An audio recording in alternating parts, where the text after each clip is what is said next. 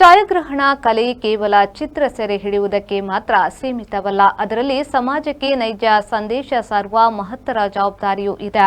ವೃತ್ತಿಯಲ್ಲಿ ನೆರವಾಗುವ ಮಾನವೀಯ ಸ್ಪಂದನೆಯು ಛಾಯಾಗ್ರಾಹಕರಲ್ಲಿರುವ ಜೊತೆಗೆ ಸ್ವಂತ ಆರೋಗ್ಯ ರಕ್ಷಣೆಗೆ ಪ್ರಥಮ ಆದ್ಯತೆ ನೀಡುವುದು ಅವಶ್ಯಕ ಎಂದು ಡೈಜಿವರ್ಲ್ಡ್ ಸಂಸ್ಥೆಯ ಮುಖ್ಯಸ್ಥ ವಾಲ್ಟರ್ ನಂತಳಿಕೆ ಹೇಳಿದರು. ಅವರು ವಿಶ್ವ ಛಾಯಾಗ್ರಹಣ ದಿನಾಚರಣೆ ಅಂಗವಾಗಿ south Canara photographers association Dakshina Kannada Udupi ಜಿಲ್ಲೆ ಮೂಡಬಿದ್ರೆ ವಲಯದ ವತಿಯಿಂದ ಮೂಡಬಿದ್ರೆಯ ಕಲ್ಪವೃಕ್ಷ ಸಭಾಭವನದಲ್ಲಿ ಏರ್ಪಡಿಸಿದ್ದ ಛಾಯಾ ಕುಟುಂಬ ಸಂಭ್ರಮ ಬಾಂಧವ್ಯ 2026 ಕಾರ್ಯಕ್ರಮವನ್ನು ಉದ್ಘಾಟಿಸಿ ಮಾತನಾಡಿದರು. ಇಂದು ಅಪಘಾತಗಳಾದಾಗ ಸಹಾಯ ಮಾಡುವುದಕ್ಕಿಂತ ಮೊಬೈಲ್ನಲ್ಲಿ ಫೋಟೋ ತೆಗೆದು ವೈರಲ್ ಮಾಡುವುದೇ ಹೆಚ್ಚಾಗಿದೆ.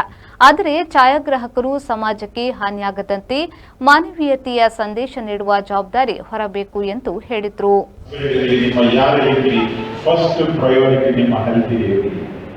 ಯಾವತ್ತೂ ಕೂಡ ನಮಗೆ ಫೋಟೋಗ್ರಾಫರ್ಸ್ ನನಗೆ ಕಷ್ಟ ಗೊತ್ತು. ಮದುವೆ ಮನೆಯಲ್ಲಿ ಅದೆಷ್ಟೋ ಜನರನ್ನು ನಾವು ನೋಡಿದ್ದೇವೆ. ಇಡೀ ಮದುವೆ ಕಾರ್ಯಕ್ರಮ ನೋಡಿ ಊಟವೇ ಮಾಡುವುದಿಲ್ಲ ಪಾಪ ಮಧ್ಯಾಹ್ನ. ಯಾವುದಕ್ಕೆ ಕೂಡ ವೇಟ್ ಮಾಡಬೇಡಿ, ಪರ್ಫೆಕ್ಷನ್ಗೆ ವೇಟ್ ಮಾಡಬೇಡಿ. ಆದರೆ ನೀವು ಫೋಟೋ 1, 2, 3, 4, 5 ತೆಗೆದಾಗ ಅದರ ಬ್ಯೂಟಿನೇ ಬೇರೆ. ಆ ಫೋಟೋಗೆ ಕೆಲವೊಂದು ಅವಾರ್ಡ್ ಕೂಡ ಸಿಗುವ ಚಾನ್ಸ್ ಇದೆ. ಈ ತನಕ ಅವಾರ್ಡ್ ಈ ವಿಶ್ವದಲ್ಲಿ ಫೋಟೋಗ್ರಾಫಿಗೆ ಸಿಕ್ಕಿದಾದರೆ ಅದರಲ್ಲಿ 90% ಸ್ಪಾಂಟೇನಿಯಸ್ ಪಿಕ್ಸ್.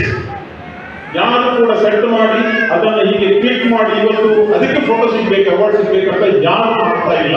ಬದಲಿಗೆ ಅದು ಸ್ಪಾಂಟೇನಿಯಸ್ ಆಗಿ ಹೊಡಿತಾ ಹೋಗ್ತಾರೆ. ಸೊ ಅಂತಹ ಒಂದು ಏನು ಪ್ರವೃತ್ತಿ ಇನ್ನು ಕೂಡ ಬೆಳೆಯಲಿ.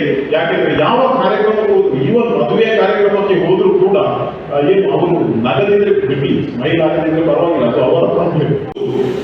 ಅವರು ಆ ಫೋಟೋ ತೆಗೆದ ಕಾರಣ ಇಡೀ ವಿಶ್ವಕ್ಕೆ ಸುಡಾನ್ನ ಪರಿಸ್ಥಿತಿ ಏನಂತ ಒಂದು ಮೆಸೇಜ್ ಇತ್ತು, ಅರ್ಥವಿತ್ತು. ಯಾಕಂದ್ರೆ ಪ್ರತಿ ಚಿತ್ರದಲ್ಲೂ ಒಂದು ಸ್ಟೋರಿ ಇರ್ತದೆ.